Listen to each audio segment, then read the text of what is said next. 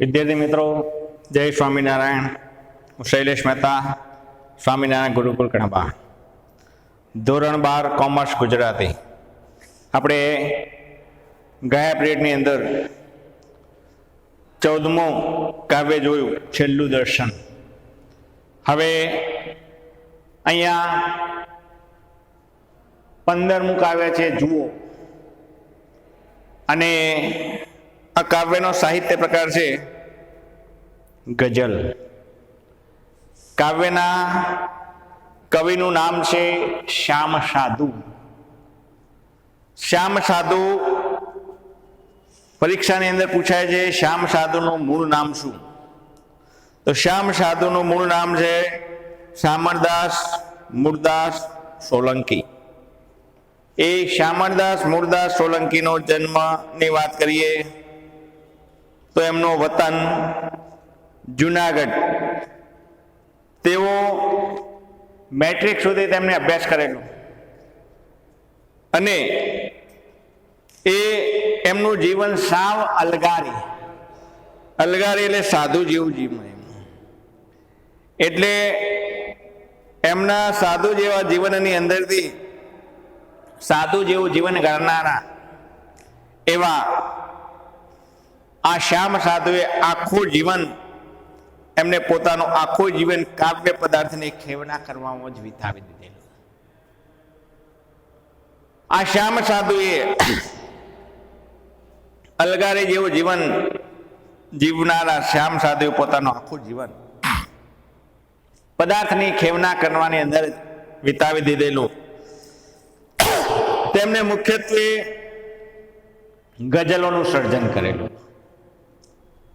એમના જીવનની અંદર ગઝલ એમનું મુખ્ય સર્જન હતું. અને એમનો આયાવરી તેમનો પ્રથમ ગઝલ સંગ્રહ છે. વિદ્યાર્થી, હવે પરીક્ષાની અંદર ટૂંકો પ્રશ્ન પૂછાય છે કે જુઓ ગઝલ શાની અંદરથી લેવામાં, કયા ગઝલ સંગ્રહની અંદરથી લેવામાં આવેલું છે? તો આયાવરી. હવે આ એમનો એક આયાવરી ગઝલ સંગ્રહ એમને 1972 ની અંદર બહાર પડેલો. જુઓ વિદ્યાર્થી મિત્રો, એમને ક્યારે સર્જન કરેલું અને પછી આ 1972 ની અંદર બહાર પડેલો. ત્યારે આ યુવા કવિ પ્રત્યે, એ વખતે તો યુવાન કવિ હતા, આ યુવાન કવિ પ્રત્યે સાહિત્યકારોનું ધ્યાન ખેંચાયું. સાહિત્યકારોને થયું કે આ કોઈ યુવા કવિ છે અને આ એમનો ગઝલ સંગ્રહ યાયાવરી જોઈને એમને આ યુવાન તરફ ધ્યાન આકર્ષાયેલું. આ ઉપરાંત એમને થોડા બીજા ઇન્દ્રધનુષ અને આત્મકથાના પાનામાં કવિ સર્જક તરીકેની તેમની મુદ્રાઓ ઉપસી આવેલી. આયાવરીની અંદર તો એમનું સર્જનનું પ્રભુત્વ ખૂબ જ જોવા મળ્યું. ત્યાર પછી એમને બીજા જે લેખો કર્યા, થોડા બીજા ઇન્દ્રધનુષ અને આત્મકથાના પાના, એ લેખોની અંદરથી કવિ સર્જક તરીકેની તેમની મુદ્રાઓ ઉપસી આવેલી. કવિ તરીકે તેમનું પ્રભુત્વ હતું એ ખૂબ જ ખીલી ઉઠ્યું. આવેલી આ ગર્જક સર્જક તરીકે તેમની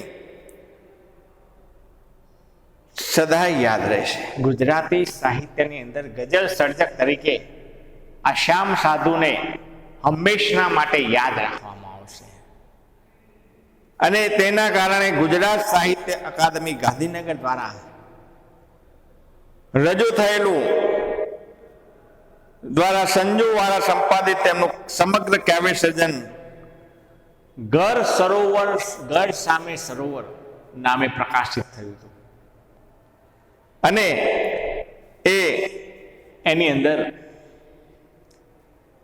હંમેશા ગઝલકાર તરીકે ઉત્તમ કોટીના ગઝલકાર એવા શ્યામ સાધુ ગુજરાતી સાહિત્યની અંદર હંમેશને માટે યાદ રહેશે તેવું ઘણા બધા લોકો કહે છે. આ એમને ગઝલ જુઓ, એ ગઝલની અંદર નવ્ય રીતિની એક સરસ ગઝલ છે, જેના પ્રથમ શેરની અંદર અશક્યતામાં શક્યતા રહેલી છે. અશક્યતામાં શક્યતા રહેલી છે કે નહીં તે ચકાસી જોવાનું વાત કરે છે. અશક્યતામાં શક્યતા રહેલી છે એ ચકાસી જોવાનું અહીંયા સૂચન છે. જ્યારે બીજા શરીરમાં સહજ રીતે આવી મળવું તો સહેલું છે. સહજતાથી કંઈ પણ વસ્તુ મળે ને એની આપણને કિંમત ન સમજાય, પણ આપણે એ વસ્તુ મેળવવા માટે આપણે પ્રયત્ન કરવો પડે, થોડી મહેનત કરવી પડે તો એ વસ્તુની આપણે કિંમત સમજાય છે. પણ સહજતાથી મળવું તો સહેલું છે, પરંતુ ડાળ ફેલાવીને કોઈ માટે છાયારૂપ બનવું મુશ્કેલ છે. ડાળ ફેલાવીને છાયારૂપ બનવું એ આપણા માટે મુશ્કેલ છે. પછી દરેક શેરમાં કઈ કઈ વસ્તુ મુશ્કેલી ભરી તથા દુષ્કર છે. બીજા શેરોની અંદર શેર એટલે પંક્તિ, એટલે બીજા શેરોની અંદર કઈ કઈ વસ્તુ મુશ્કેલ ભરી તથા દુષ્કર છે તે દર્શાવે છે. જેમ કે રીતે મેં કહ્યું તે સહજ રીતે મળવું સહેલું છે, પણ કોઈને માટે છાયારૂપ બનવું ખૂબ જ અઘરું છે, કઠિન છે, મુશ્કેલ છે. નગર અને માનવ મેળામાંથી સૌ લલચાય છે. નગર અને માયા મેળામાંથી સૌ લલચાય છે, માનવ મેળામાંથી સૌ લલચાય છે. સમયની મંદ ગતિને એક ધારું ઉલટાવવું અશક્ય છે. કાચબાની ગતિ, રેતી શીશીની વાત કરી છે વિદ્યાર્થી મિત્રો. તો શું કહે છે? સમયની મંદ ગતિથી એક ધારી ઉલટાવવું અશક્ય છે. આ સંસારના જળ અને યંત્રવત લાગતા સંબંધો હોય ત્યાં સુધી કોઈની આંખમાં વસવાનું કેટલું દુષ્કર છે. કોઈની આંખમાં વસવાનું કેટલું દુષ્કર છે. અહીંયા માત્ર 5 શેરમાં કવિએ પોતાની વાતને રજૂ કરવા માટે તેમને કરેલી શબ્દોની પસંદગી કામયાબ નીવડી છે. અહીંયા આપણને કવિ સમજાવે છે, કવિ કહે છે કે કોઈ પણ વસ્તુ અશક્યને શક્ય કરી શકાય કે નહીં તે ચકાસવાનું કવિ કહે છે. ત્યારે જીવનમાં દરેક વસ્તુ શક્ય બનતી નથી. જીવનની અંદર દરેક વસ્તુ શક્ય બનતી નથી, અને દરેક વસ્તુ શક્ય હોય તો આપણે એને પ્રાપ્ત પણ કરી શકતા નથી. એટલે કે દરેક વસ્તુ શક્ય બનતી નથી, ને દરેક શેરમાં કવિ આ જ ભાવ અને બે જુદી જુદી વસ્તુને સામસામે મૂકીને સમજાવ્યા છે. અહીંયા કવિ આપણને પથ્થર જળ છે, પથ્થરના ઉદાહરણ દ્વારા આપણને કહે છે કે પથ્થર જળ છે, તેને બોલાવવાના ગમે તેટલા પ્રયત્ન કરો પણ એ વ્યર્થ છે. પથ્થરને બોલાવવા માટેના ગમે તેટલા આપણે પ્રયત્નો કરીએ તો પ્રયત્નો બધા વ્યર્થ છે, નકામા છે, ફોગટ છે વિદ્યાર્થી મિત્રો. તો અહીંયા જીવનમાં દરેકને મળવું સહેલું છે, પણ કોઈકના જીવનમાં ડાળ ફેલાવીને છાયારૂપ બનવું ખૂબ અઘરું છે, કઠિન છે, એની વાત કરવામાં આવી છે. એટલે કે ઉપકારક બનવું મુશ્કેલ છે. કવિ નગરને બાળક જેવું અબુધ કહે છે. અહીંયા કહ્યું છે કવિ નગરને બાળક જેવું અબુધ કહે છે, કેમ કે કોઈ પણ નગરમાં આવે એટલે નગરના જીવનમાંથી લલચાઈ જાય છે. ત્યારે કાચબાની ગતિ પરથી સમય જાણી શકાતો હોત, કાચબાની ગતિ પરથી આપણે સમય જાણી શકાતો હોત તો રેત શીશીની શી જરૂર છે? પહેલાના સમયની અંદર સમય જાણવા માટે આપણે રેત શીશી માંગતા હતા કે રેત શીશીને ઉલટાવીએ તો ધીરે ધીરે ધીરે ધીરે રેત નીચે પડે અને એ રેત બીજી શીશીની અંદર ભરાઈ જાય એટલે આપણને ખબર પડે કે આટલો સમય થયો. પાછી એ રેત શીશીને ઉલટાવી નાખીએ છીએ. તો શું કહે છે કે કાચબાની ગતિએ જો આપણે સમયને જાણી શકતા હોય તો રેત શીશીની શી જરૂર છે, એમ કહેવા માંગે છે કવિ. તો અહીં પણ કાચબો અને રેસીને સામસામા મૂકીને સમયની ગતિનો અંદાજ આપ્યો છે. સમયની ગતિનો અંદાજ આપ્યો છે અને આયનામાં દરેક પ્રતિબિંબ ઝીલાય છે, પણ એનો અર્થ સાથે સંબંધો બાંધી શકાતા નથી. એ માટે કોઈની આંખોમાં અર્થાત હૃદયમાં સ્થાન આપવું જરૂરી છે. ત્યારે આમ કવિએ અશક્યતાના દ્વાર ખખડાવી શક્યનો પ્રવેશ કરાવી શકાતો નથી. એ જુદા જુદા દ્વાર ખખડાવી શક્યનો પ્રવેશ કરે એમ જુદા જુદા શબ્દ ઝુમખાને સામ સામે મૂકીને અહીંયા દર્શાવ્યું છે. તો વિદ્યાર્થી મિત્રો, સરસ મજાની ગઝલ છે. તો અશક્યતાને શક્યતા ચકાસી જોવાનું અહીંયા સૂચન કર્યું છે કવિએ. તો અહીંયા શું કહે છે કે પથ્થરો બોલે તો બોલાવી જુઓ, શક્યતાના દ્વાર ખખડાવી જુઓ. પથ્થરો બોલે તો બોલાવી જુઓ, શક્યતાના દ્વાર ખખડાવી જુઓ. તો શું કહે છે કે પથ્થરો બોલી શકતા હોય તો તેમને બોલાવીને જુઓ, અને શક્યતાના દ્વાર ખખડાવી જુઓ, અર્થાત કે જે વસ્તુ અશક્ય છે તેને શક્ય કરી શકાતું હોય તો કરી જુઓ.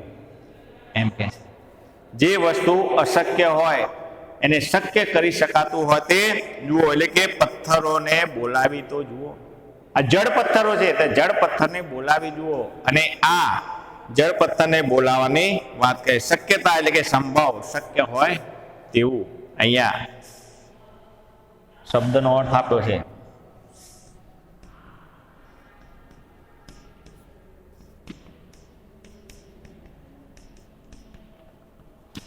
સંભવ,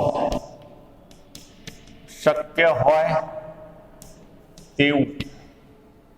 દ્વાર, દરવાજા. તો શું કહે છે કવિ અહીંયા કે પથ્થરો બોલી શકતા હોય તો તેમને બોલાવી જુઓ, શક્યતાના દ્વાર ખખડાવી જુઓ. અર્થાત જે અશક્ય છે તેને શક્ય કરી શકાતું નથી, અને શક્ય કરી શકાતું હોય તો તે કરીને જુઓ, એમ કહેવા માંગે છે. સહુ પવનની જેમ તો આવી મળે, વૃક્ષ માફક ડાળ ફેલાવી તો જુઓ. સહુ એટલે કે સૌ પવનની જેમ સહજ રીતે આવીને મળે છે, પરંતુ વૃક્ષની ડાળની જેમ કોઈ માટે છાયારૂપ તો બની જુઓ, એમ કે છે. તો શું કે છે કે વૃક્ષ એટલે ઝાડ, તરુ.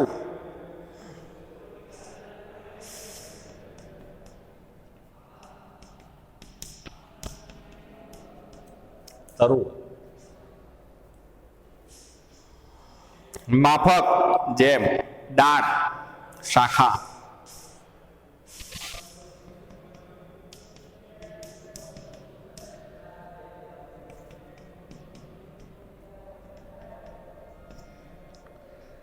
તો અશક્ય વસ્તુને શક્ય બનાવવાની વાત અહીંયા કવિ કહે છે. અને કોઈના જીવનની અંદર વૃક્ષના છાયાની જેમ, પવનની જેમ તો બધા આવીને જતા રહે, પણ વૃક્ષની ડાળની જેમ કોઈને માટે છાયારૂપ બનીને તો જુઓ, એમ કહેવા માંગે છે કવિ. સાવ બાળકના સમૂહ છે આ નગર, કોઈ પણ આવીને લલચાવી તો જુઓ. આ નગર છે ને વિદ્યાર્થી મિત્રો, તો સાવ બાળકના જે અબૂદ છે,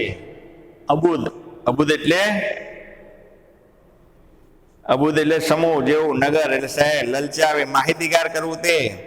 તો અહીંયા શું છે, સાવ અબૂદ નાનું બાળક, ઓછી બુદ્ધિનું હોય, મંદ બુદ્ધિનું હોય એવું બાળક, અબૂદ બાળક છે, એને કશી ખબર પડતી નથી એવું આ સાવ નગર તો સાવ બાળકના જેવું છે. એને કોઈ પણ લલચાવી તો જુઓ, કોઈ પણ પ્રસરાવી તો જુઓ, લલચાવી તો જુઓ.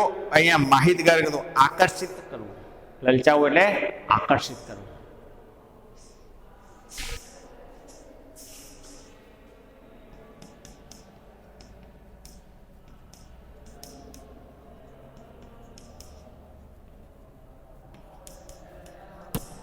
આકર્ષિત કરવું. તો આ નગર કેવું છે, નાના બાળકના જેવું અબૂદ છે. તો આ નગરને કોઈ પણ લલચાવી તો જુઓ, આકર્ષિત તો કરી જુઓ, એમ કે છે.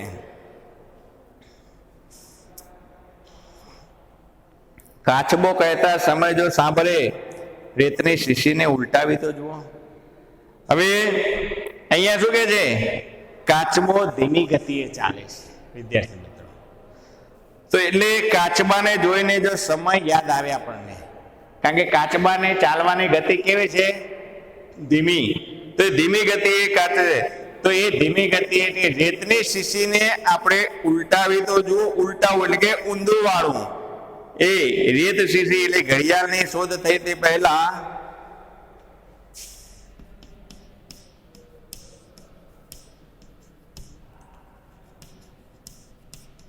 ઘડિયાળની શોધ થઈ તે પહેલા સમય માપવાનું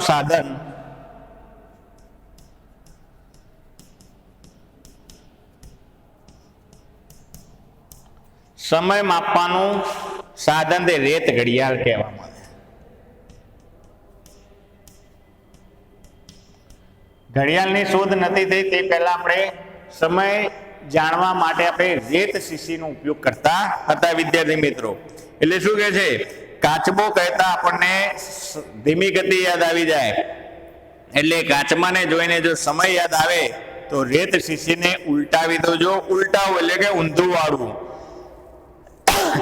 આઈનામાં સૌ અહીં ઝીલાય છે. આઈનો એટલે અરીસો, દર્પણ.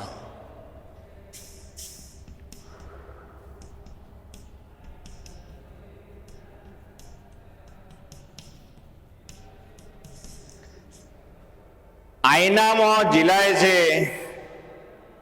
સૌ અહીં ઝીલાય છે, કોઈને આંખોમાં ચિતરાવી તો જુઓ.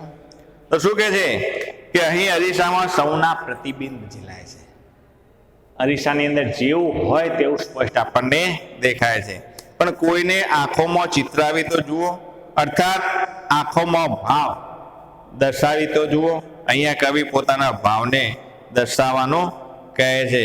બરાબર વિદ્યાર્થી મિત્રો, તો અહીંયા શું કહે છે કે શક્યતાના દ્વાર ખખડાવો એટલે શું? શક્યતાના દ્વાર ખખડાવો એટલે શું? કે શક્યતાના દ્વાર ખખડાવો એટલે અશક્ય વસ્તુ શક્ય થઈ શકશે કે કેમ તે તપાસી જોવાની વાત કરે છે. એટલે એના સંદર્ભમાં કવિ પથ્થરનું દ્રષ્ટાંત આપે. પથ્થર સજીવ નથી, તે બોલી શકતો નથી, એટલે એને બોલાવી તો જુઓ, એની પાસે એને કહેવા માગે છે. અહીંયા રેત શીશીનું વાત કરી છે. રેત શીશી ઉલટાવાનું કેમ કવિ કહે છે? તો કાચબો ધીમી ગતિએ ચાલે છે, એનાથી કેટલો સમય થયો તે જાણી શકાય છે. વિદ્યાર્થી મિત્રો, તો રેત શીશીની શી જેવું છે? ઉલટાવીને રેતી કાઢી નાખો. વિદ્યાર્થી મિત્રો, અહીંયા આ ગઝલની અંદર પરીક્ષાલક્ષી પ્રશ્ન પૂછાય છે કે જુઓ ગઝલનું સમગ્ર લક્ષી ભાવ દર્શન કરાવો. જુઓ ગઝલનું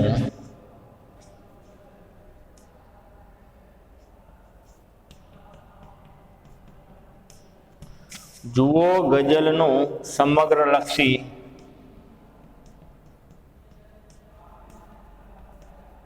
ભાવ દર્શન કરાવો. આઈએમપી પ્રશ્ન છે વિદ્યાર્થી, પરીક્ષામાં વારંવાર પૂછાયેલો છે. ત્યાર પછી શક્યતાના દ્વાર ખખડાવે એટલે શું કરવું?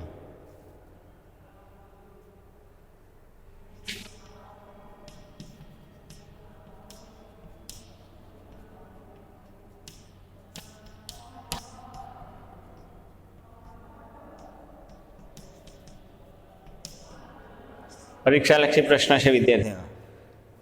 ત્યાર પછી પરીક્ષાની અંદર ટૂંકા પ્રશ્નો પૂછે વિદ્યાર્થી મિત્રો કે જુઓ કૃતિના કાવ્ય પ્રકાર જણાવો. કે જુઓ કૃતિનો કાવ્ય પ્રકાર કયો? તો આપણે અહીંયા લખેલું છે જુઓ કૃતિનો કાવ્ય પ્રકાર ગઝલ સાહિત્ય પ્રકાર. જુઓ કૃતિના કવિનું નામ શ્યામ સાધુ. જુઓ કૃતિના શામાંથી લેવામાંથી આવેલી, કયા ગઝલમાંથી લેવામાં આવી છે?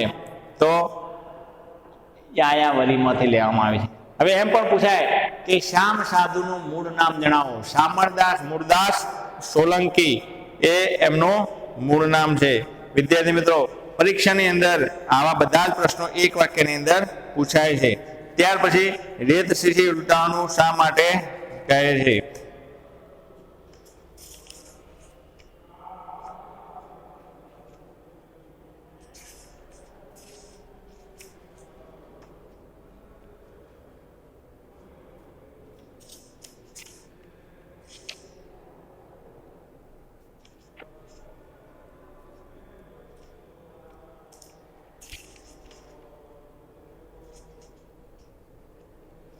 પરીક્ષાની અંદર કવિલક્ષી બીજા પ્રશ્નો પૂછાય છે તે આ પ્રમાણે છે. વિદ્યાર્થી મિત્રો, આપણે જોયું કે શ્યામ સાધુનું મૂળ નામ શું? શ્યામ સાધુનું શામળદાસ મૂળદાસ સોલંકી શ્યામ સાધુનું મૂળ નામ છે. શામળદાસ મૂળદાસ સોલંકીનું ઉપનામ શું? શામળદાસ મૂળદાસ સોલંકીનું ઉપનામ શ્યામ સાધુ એમનું ઉપનામ છે. જુઓ કાવ્યના કવિનું નામ. જુઓ કાવ્યના કવિનું નામ શું છે વિદ્યાર્થી મિત્રો? તો જુઓ કાવ્યના કવિનું નામ શ્યામ સાધુ. ત્યાર પછી શ્યામ સાધુનું કયું કાવ્ય તમારા અભ્યાસક્રમની અંદર ભણવામાં આવે છે? તો જુઓ એ ગઝલ આપણા અભ્યાસક્રમની અંદર ભણવામાં આવે છે. આયાવરી શું છે એમ પૂછાય તો કાવ્ય સંગ્રહ છે. આયાવરી એ કાવ્ય સંગ્રહ છે. આયાવરી કાવ્ય સંગ્રહ કોનો છે? તો આયાવરી કાવ્ય સંગ્રહ શ્યામ સાધુનો કાવ્ય સંગ્રહ છે. ત્યાર પછી શ્યામ સાધુનું સમગ્ર કાવ્ય સર્જન કયા નામે પ્રગટ થયું છે? તો ઘર સામે સરોવર. ખાસ પૂછાય છે વિદ્યાર્થી મિત્રો, ધ્યાન રાખવાનું. આ બધા પ્રશ્નો છે ને એટલા માટે હું વારંવાર તમને કહું છું, કારણ કે પરીક્ષાની અંદર પૂછાય છે. ઘર સામે સરોવર એ શ્યામ સાધુનું કાવ્ય સર્જનના નામે પ્રગટ થયું છે. ઘર સામે સરોવર કોનું સંપાદન છે એમ પૂછાય તો શ્યામ સાધુનું સંપાદન છે. શ્યામ સાધુનું સમગ્ર કાવ્ય સર્જન કોના દ્વારા પ્રગટ થયું? તો શ્યામ સાધુનું કાવ્ય સર્જન ગુજરાતી સાહિત્ય અકાદમી ગાંધીનગર દ્વારા પ્રગટ થયું. ગઝલની દરેક બે પંક્તિને શું કહે છે? શેર. શું કહેવાય વિદ્યાર્થી મિત્રો? શેર. આયાવરીમાંથી જુઓ ગઝલ કવિના કાવ્ય સંગ્રહમાંથી લેવામાં આવે છે આયાવરી. તો વિદ્યાર્થી મિત્રો, અહીંયા આપણે આ ગઝલ અહીંયા આપણે પૂર્ણ થઈ છે. હવે પરીક્ષાની અંદર આ કાવ્યમાંથી પ્રશ્નો પૂછાય છે અને તમારે ચોપડાની અંદર તમારે પણ સ્વાધ્યાયની અંદર ગૃહ કાર્ય તરીકે તમારે પ્રશ્નોના જવાબ લખવાના છે. આવતા પ્રેડની અંદર આપણે ફરી મળીશું કોઈ બીજા ટોપિક સાથે. જય સ્વામી.